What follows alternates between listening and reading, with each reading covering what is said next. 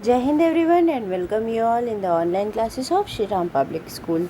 And here we are back with our second unit, which is money and banking. And in that we were studying about the banking credit creation process by a commercial bank. और आज हम एक नया topic शुरू करने जा रहे हैं which is central bank. The central bank, क्योंकि कमर्शियल बैंक्स का क्रेडिट क्रिएशन प्रोसेस क्या होता है, किस तरह से उसको मेज़र किया जाता है, मनी में मल्टीप्लायर, ये सारे कॉन्सेप्ट्स हम अपने लास्ट लेक्चर में या प्रीवियस लेक्चर्स में डिस्कस कर चुके हैं. So today we will start with the central bank. Okay, central bank क्या होता है? See, in every country there is one apex institution. Apex का मतलब highest, the top most institution. Okay, which acts as the leader of the money market, जो कि money market के leader के तौर पर काम करता है उस इकोनॉमी में या उस कंट्री में. It supervises, regulates and controls the activity of commercial bank and other financial institutions. Such an institution is called as the central bank of the country. और इसका काम क्या होता है? वो जो एपेक्स इंस्टीट्यूशन होता है मनी मार्केट का, उसका काम होता है सुपरवाइज करना, रेगुलेट करना, यानी उसको एक रेगुलेशन में रखना मनी के फ़्लो को, and other than that control भी बनाए रखना, मनी फ़्लो पर अपना कंट्रोल बनाए रखना. The control the activities of commercial bank, commercial banks की सारी एक्टिविटीज़ को कंट्रोल करना, सुपरवाइज करना एंड रेगुलेट करना. और उसके बाद और भी जो फाइनेंशियल इंस्टीट्यूशन हैं उस इकोनॉमी के, उन सबको कंट्रोल करना. ये सारा सबका किसका काम होता है? उस कंट्री के एपेक्स इंस्टीट्यूशन का. और ऐसे ही एपेक्स इंस्टीट्यूशन को हम central bank of the country के नाम से जानते हैं. हम कहते हैं कि वो सेंट्रल बैंक है उस कंट्री का, जो भी बैंक ये सारे फंक्शन करता है. ओके, अब इन सारे फंक्शंस को परफॉर्म करने वाले बैंक को आप सेंट्रल बैंक कहते हैं. हर कंट्री का अपना बैंक हो सकता है सेंट्रल बैंक. हाँ, जैसे कि फॉर एग्ज़ाम्पल इंडिया का सेंट्रल बैंक क्या है?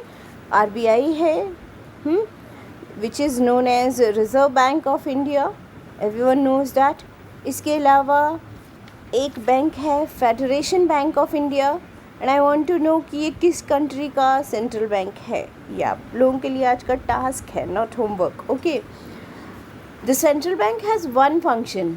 एक ही काम होता है सेंट्रल बैंक का, और वो क्या होता है? It operates to control economy. ये ऑपरेट करता है इकोनॉमी को कंट्रोल करने के लिए, सप्लाई, मनी की सप्लाई और क्रेडिट को कंट्रोल करने के लिए. ओके, ये तीनों चीज़ें कंट्रोल करने का काम मेजरली जो है वो किसका होता है? सेंट्रल बैंक का होता है.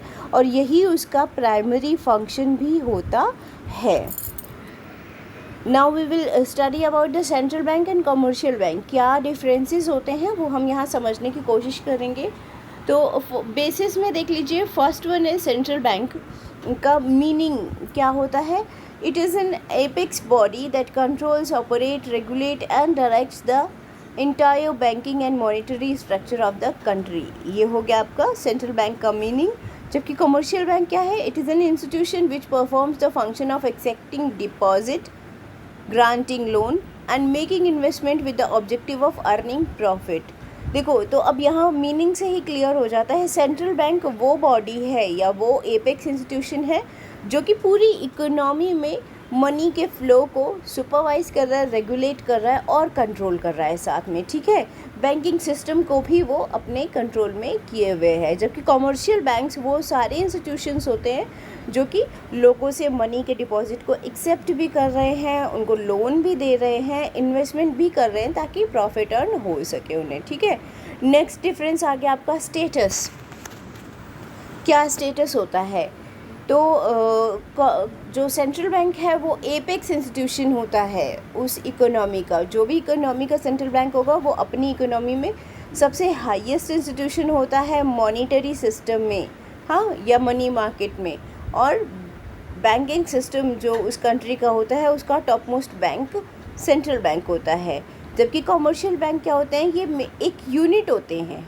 हाँ, बैंकिंग स्ट्रक्चर की एक यूनिट होती है एक कमर्शियल बैंक.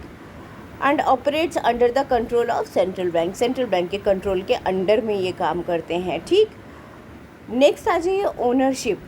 जो सेंट्रल बैंक है उस पर ओनरशिप हमेशा गवर्नमेंट की होगी. हाँ, और उस पर गवर्नेंस भी जो है वो किसका होगा, गवर्नमेंट का होगा, एडमिनिस्ट्रेशन गवर्नमेंट का होगा। जो भी मनी पॉलिसीज़ गवर्नमेंट डिसाइड करेगी उसी के अकॉर्डिंगली जो सेंट्रल बैंक है उस इकोनॉमी का वो काम करना शुरू कर देता है। ठीक है, अब इंडिया में आरबीआई जो है वो एक ऑटोनोमस बॉडी है। ऑटोनोमस मतलब जिसमें सरकार का कोई इंटरफेरेंस नहीं है, लेकिन क्या अपनी मर्जी से वो लोग शुरू कर देते हैं जब भी करेंसीज प्रिंट करना है, न्यू करेंसी इशू करना, क्या अपनी मर्जी से इशू कर देते हैं? नहीं, वो भी अंडर कंट्रोल ऑफ गवर्नमेंट होता है। हाँ, जैसे फॉर एग्जांपल अभी बहुत रीसेंट मतलब कुछ साल पहले का एग्जाम्पल है, लेकिन बहुत मेजर एग्जाम्पल्स के तौर पर आप मॉनेटरी रिफॉर्म्स में आप उसको ले सकते हो। Demonetisation of currency notes of 1000, हाँ, या 500। तो ये जो था ये किस तरह से था, डीमोनेटाइजेशन का स्टेप लिया गया था by the government of India, central government of India. हाँ, लेकिन उसको फॉलो किसने किया? आरबीआई ने फॉलो किया। और उसको एक्टिवेट किसने किया? आरबीआई ने ही एक्टिवेट किया। Issuing of new currency notes, जो भी नए करेंसी नोट्स इशू हो रहे हैं वो भी कौन करता है? आरबीआई करता है। लेकिन इंस्ट्रक्शन किसके होते हैं? गवर्नमेंट के होते हैं। नेक्स्ट आ जाइए, मोटिव। सेंट्रल बैंक का मोटिव क्या होता है? सेंट्रल बैंक का मोटिव होता है public interest. It operates in public interest.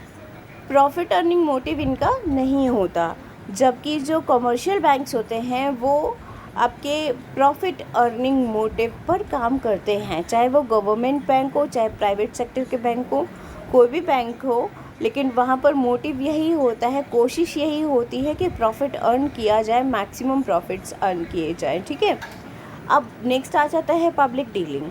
Public dealing यानी it does not deal directly with the public. ये डायरेक्टली पब्लिक से डील नहीं करता। आपने कभी सुना है कि आपके आस पड़ोस में या आपकी जानकारी में किसी का बैंक अकाउंट आरबीआई में हो, यानी रिज़र्व बैंक ऑफ इंडिया में हो?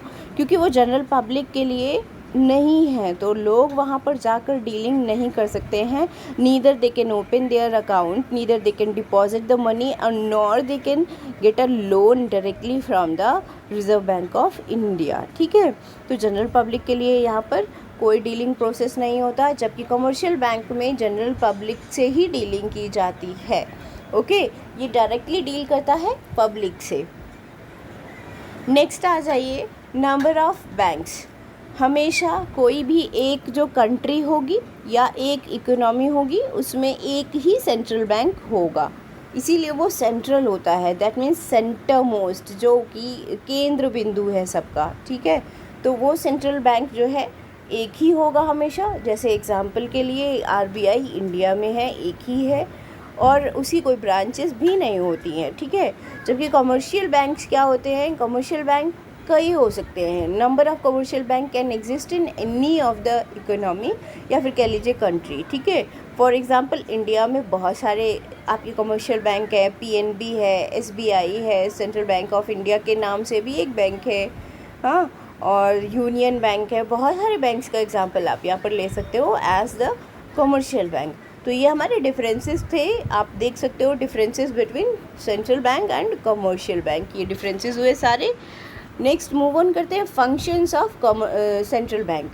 सेंट्रल बैंक के क्या क्या फंक्शंस होते हैं? फर्स्ट वन, हम डिटेल में इसको कल डिस्कस करेंगे, कल के वीडियो में, फंक्शंस ऑफ सेंट्रल बैंक से लेकर, क्योंकि कल का टॉपिक जो होगा इंस्ट्रूमेंट ऑफ मॉनेटरी पॉलिसी या क्रेडिट कंट्रोल के जो भी इंस्ट्रूमेंट्स होते हैं वो क्या होते हैं, तो वो एक्चुअली में सेंट्रल बैंक के फंक्शन से ही रिलेटेड है। इसलिए डिटेल में सेंट्रल बैंक के फंक्शंस को हम कल के लेक्चर में डिस्कस करेंगे। आज एक शॉर्ट व्यू देख लेते हैं। फर्स्ट फंक्शन हो गया बैंक ऑफ इशू, यानी करेंसी इशू करने का ये बैंक होता है। सेकंड आ गया bank agent and adviser to the government, यानी गवर्नमेंट के लिए, उस कंट्री की गवर्नमेंट के लिए वहाँ का जो बैंकर होता है। सरकार अपना जो वित्त है, जो फाइनेंस है, जो भी टैक्सेशन से अर्न इनकम है, तो गवर्नमेंट की इनकम कहाँ रखी जाती है? सेंट्रल बैंक में रखी जाती है। और गवर्नमेंट लोन भी ले रही है तो कहाँ? अपनी इकोनॉमी के अंडर में जो ले रही है वो कहाँ? सेंट्रल बैंक में ही आएगा। हाँ, तो इस तरह से बैंकर है गवर्नमेंट का, ठीक। एजेंट है, गवर्नमेंट का ही एजेंट है, क्योंकि गवर्नमेंट जो पॉलिसीज़ बना रही है, मॉनेटरी पॉलिसीज़ जो भी बना रही है, उसको एजेंट के तौर पर इम्प्लीमेंट करना, फॉलो करना, ये किसका काम होता है? सेंट्रल बैंक का काम होता है। Next, adviser to the government, advice भी करता है। ऐसा नहीं है कि मॉनेटरी पॉलिसी सिर्फ और सिर्फ गवर्नमेंट बनाती है भाई। इफ़ दे फील लाइक, जो सेंट्रल बैंक के जो हेड पर्सन्स हैं, जैसे आपके मैनेजर्स हो गए, तो वो अगर गवर्नर इंडिया में पोजीशन है सेंट्रल बैंक के हेड की, तो जो भी गवर्नर हैं आरबीआई के, वो फील करते हैं कि उन्हें कोई मॉनेटरी रिफॉर्म्स यहाँ इंडिया में लाना चाहिए गवर्नमेंट को, तो वो एडवाइस दे सकते हैं गवर्नमेंट को दैट दे शुड इम्प्लीमेंट और they should issue such kind of new monetary policy. ये हो गया आपका adviser to the government. Third function देख लीजिए, custodian of cash reserve of commercial bank. Commercial banks के जो कैश रिजर्व्स होते हैं उसको कहाँ रखा जाता है? उसको कस्टडी के तौर पर वो कमर्शियल बैंक सेंट्रल बैंक के पास ही रखते हैं, ठीक है, कैश रिजर्व्स को। और नेक्स्ट आ गया custodian of Nations reserve of international currency. International currency जो कंट्री के थ्रू अर्न की हुई इंटरनेशनल करेंसी है, प्लस गोल्ड के जो भी रिजर्व्स हैं, ये सब कहाँ रखे जाते हैं? गवर्नमेंट के, यानी हमारे पूरे देश के जो गोल्ड रिजर्व्स हैं और फॉरेन करेंसी के जो रिजर्व्स हैं वो रखे जाते हैं सेंट्रल बैंक में ही। नेक्स्ट, फिफ्थ फंक्शन आ गया lender of last resort. Lender of last resort का मतलब कमर्शियल बैंक जो है वो इंडिविजुअल्स यानी जनरल पब्लिक से डील करता है, ठीक है। सेंट्रल बैंक कमर्शियल बैंक से डील करता है। तो अगर कमर्शियल बैंक को पैसा चाहिए तो वो लोन किससे ले सकता है? सेंट्रल बैंक से ले सकता है। हाँ, तो यहाँ पर लास्ट पॉइंट क्या हुआ उस इकोनॉमी का? जो लास्ट पॉइंट हुआ, लेंडर, लास्ट लेंडर कह लो या एंडिंग लेंडर कह लो, वो कौन है? वो है सेंट्रल बैंक। इसके आगे सेंट्रल बैंक अगर चाहे तो वो किसी और से उधार नहीं ले सकता, ठीक है। नेक्स्ट आ गया फंक्शन आपका 61, bank of central clearance. Central clearance का मतलब सेंट्रल बैंक जो है वो कैश बैलेंसेस रखता है कमर्शियल बैंक्स के। अब वो कमर्शियल बैंक्स जो है वो अपने जो भी क्लेम्स वगैरह हैं वो आसानी से यहाँ पर क्या कर सकते हैं? सेंट्रल बैंक में क्लियर कर सकते हैं। और इस तरह से जो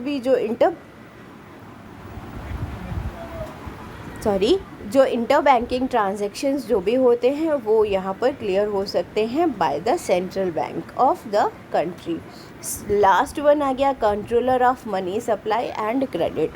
मनी सप्लाई का जो कंट्रोलर होता है, ठीक है, मनी सप्लाई का कंट्रोलर मतलब कब ये लग रहा है कि इकोनॉमी में मनी का फ़्लो प्रॉपर तरीके से चल रहा है, हमारी जो मनी की जो अवेलेबिलिटी है मार्केट में वो प्रॉपर तरीके से बनी हुई है, ठीक है, तो सही है। अदरवाइज़ अगर लोग जो है वो जिसको आप बोलते हो जमाखोरी करना शुरू कर दिए हैं, वो लोग सेविंग्स के तौर पर अपने घर पर रख रहे हैं पैसे को, तो उसके अगेंस्ट कुछ ऐसी पॉलिसीज़ बनाई जाएँ। देखो, पहली तो हो गई कि इतनी अच्छी अट्रैक्टिव सेविंग स्कीम्स वगैरह चलाई जाएँ जिन सेविंग स्कीम्स के थ्रू कस्टमर अपने आप से अट्रैक्ट होकर अपना जो घर का रखा हुआ पैसा है, सेविंग है, वो क्या करे, वो मनी इन्वेस्ट करे मार्केट में, यानी बैंक्स के थ्रू, कमर्शियल बैंक्स के थ्रू, ठीक है। तो ये सब क्या हो गए? आपके मनी सप्लाई को कंट्रोल करने के तरीके हो गए।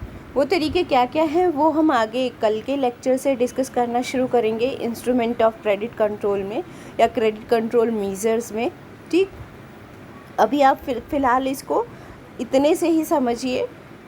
कंट्रोलर ऑफ मनी सप्लाई यानी इकोनॉमी में मनी की सप्लाई को कंट्रोल करने का, कब कम है उसको ज़्यादा भी कर सकते हैं हम, ठीक है। सेंट्रल बैंक ज़्यादा भी कर सकता है through adopting different kind of credit measures और मॉनेटरी पॉलिसी मेजर्स। इसके अलावा जब ज़्यादा हो जाए करेंसी का फ़्लो तो उसको कम भी किया जा सकता है। तो इसे रेगुलेट करने का, कंट्रोल करने का काम सेंट्रल बैंक के थ्रू किया जाता है किसी भी इकोनॉमी में, किसी भी कंट्री में। ये थे functions of central bank. I hope जितना मैंने समझाया है आज आप लोगों को समझ में आया होगा। whatever doubts you people are having, you can clear it out in your given doubt clearing session, and do watch the complete video. Thank you and Have a good day.